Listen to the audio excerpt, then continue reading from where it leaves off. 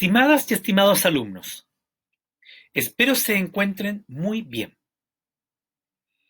Los quiero invitar a la segunda parte de la guía de audición dirigida para séptimo y octavo año.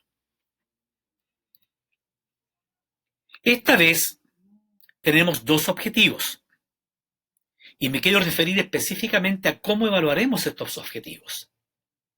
Manifestando opiniones personales ante lo escuchado, incorporando sensaciones e ideas propias con fundamento. Opinando frente a lo escuchado, incorporando sensaciones e ideas propias con fundamento. Y, mejor dicho, identificando el papel de la música en otros tiempos y lugares.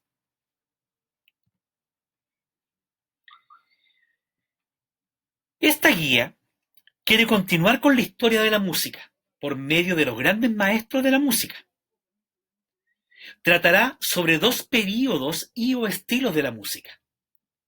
Uno, a fines del clasicismo, es decir, transición al periodo romántico, y el romanticismo o periodo romántico. Los compositores a escuchar serán Ludwig van Beethoven, compositor alemán, y Edvard Grieg, compositor noruego, del movimiento nacionalista de la segunda mitad del siglo XIX, del periodo romántico. ¿Qué es apreciar la música? La música ayuda a formar el pensamiento crítico y a su vez fundamentar todas nuestras opiniones, todas nuestras críticas, con un conocimiento que se va formando a través del tiempo. La apreciación musical consiste en escuchar la música, usando la inteligencia, no solo los oídos. Para escuchar con inteligencia se requiere tomar conciencia de lo que escuchamos, es decir, que debemos saber los aspectos que la componen, tanto en lo teórico como en la historia que rodea su composición, de conocer o deducir cómo el compositor hace uso de todos y cada uno de los elementos que la música le brinda, de lo que quiere expresar y cómo se las arregla para usarla como medio de expresión hasta llegar a nosotros. La apreciación musical entonces requiere primero escuchar con atención y luego analizar. En este periodo de transición al romanticismo, el compositor Ludwig van Beethoven y su tercer periodo de creación musical dan un nexo, una unión entre fines del clasicismo y comienzo del romanticismo. Beethoven compuso su obra cumbre, la Novena Sinfonía, en la que en el cuarto movimiento introdujo la voz humana cantando la Oda a la Alegría de Friedrich Schiller. Es un canto de amor a la humanidad, un grito de fraternidad que sublima el dolor y se hace alegría y esperanza. También en este periodo escribió sus misas solemnis, las sonatas de la 28 a la 32 y los últimos cuartetos para cuerdas, obras muy difíciles de tocar. Beethoven se encargó de unir estos dos periodos, clasicismo y romanticismo, aportando grandes cambios en la música, como por ejemplo, introdujo la percusión por primera vez en la historia de la sinfonía. Antes no estaba considerada. Un dato anecdótico. En la Navidad del año 1989, tras la caída del muro de Berlín, la Novena Sinfonía fue interpretada bajo la dirección de Leonard Bernstein. El texto fue adaptado para celebrar el acontecimiento de la reunificación alemana. Así, donde debía decir alegría, Freude, se cantó libertad, Freiheit. Pasemos al cuarto movimiento, presto, de la Sinfonía número 9. Presto es rápido. La sinfonía es una composición musical para orquesta y que consta de 3 a 4 movimientos de larga duración, con cierta unidad de tono y desarrollo. Oda a la Alegría. Con el nombre de Oda a la Alegría se conoce al cuarto movimiento de la Novena Sinfonía de Beethoven, en el que la musicaliza el poema de Friedrich Schiller, llamado Oda a la Alegría, Ode an die Freude.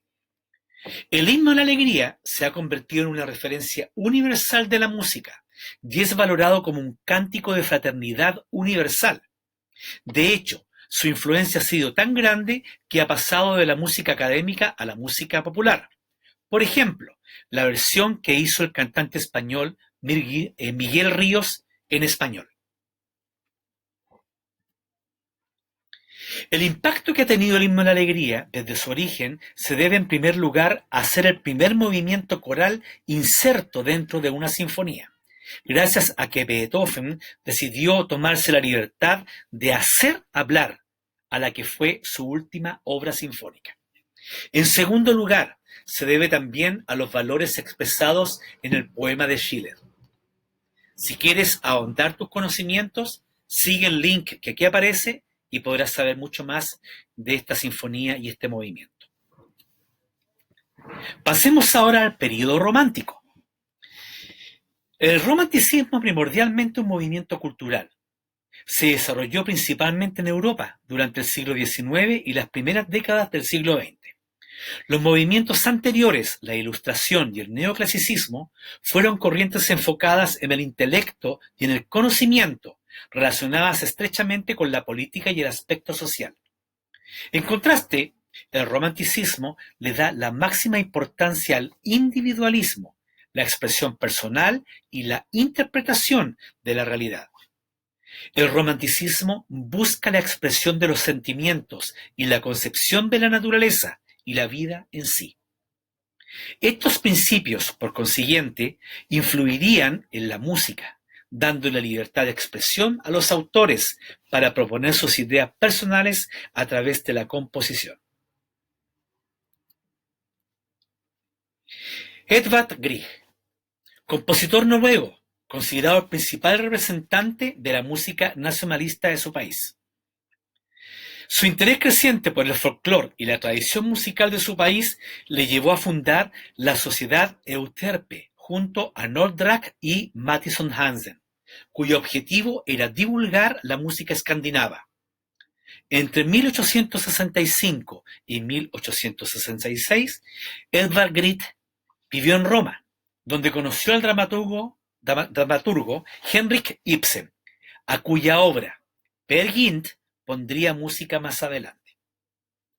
La música de Grieg tiene aires de vida campestre y de contacto con la naturaleza, aspecto que tuvo gran peso en la vida del músico.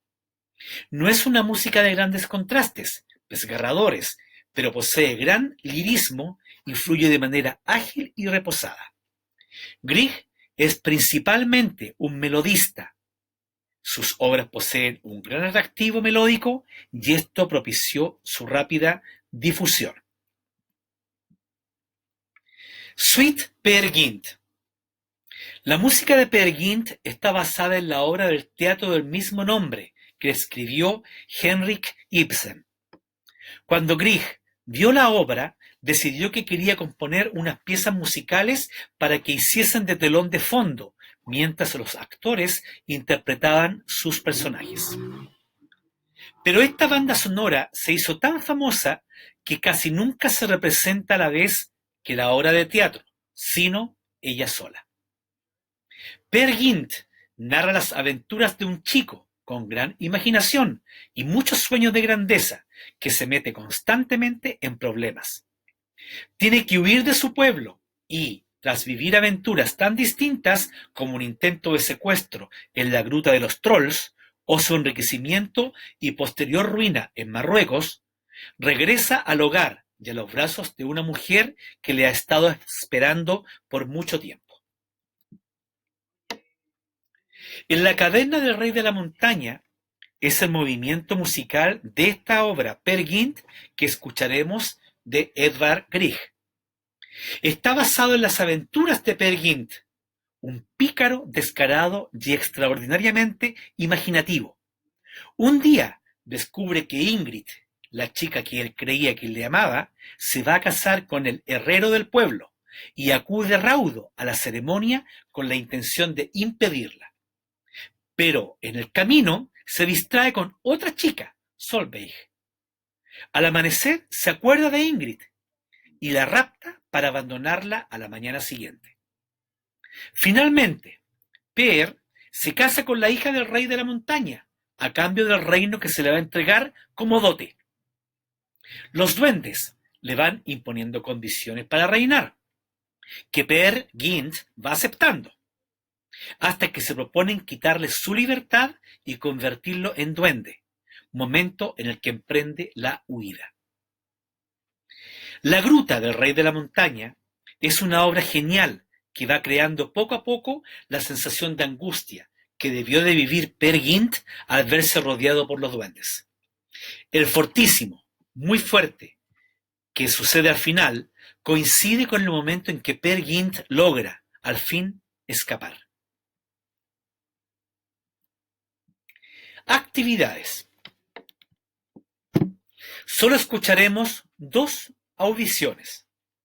La primera, de Ludwig van Beethoven, el cuarto movimiento, presto, de la novena sinfonía número 9, también conocida como la coral. Ahí anoten el link para poder escucharla. Y la segunda obra, justamente de la que hablamos antes de esta diapositiva, la obra de Per Gynt, En la caverna del rey de la montaña. Y aquí aparece el link para que ustedes lo sigan.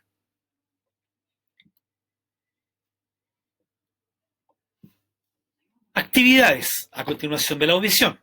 Escucharás cada una de las audiciones respetando el orden de los períodos. Número 2. Por cada audición completarás la siguiente ficha. Espero que esta vez se cumplan con las 3 líneas de apreciación musical. 3. Este trabajo debe realizarse en el cuaderno, pero con la segunda audición en la caverna del rey de la montaña y tomando en cuenta toda la historia que aparece aquí, crearás un cuento que esté inspirado en la historia y en la música escuchada, pero también en tu imaginación. Este cuento debe tener entre 10 y 15 líneas de creación y escrito pensando en un inicio, desarrollo y final. Escribe tu cuento en una hoja aparte, si puedes en el PC, mucho mejor.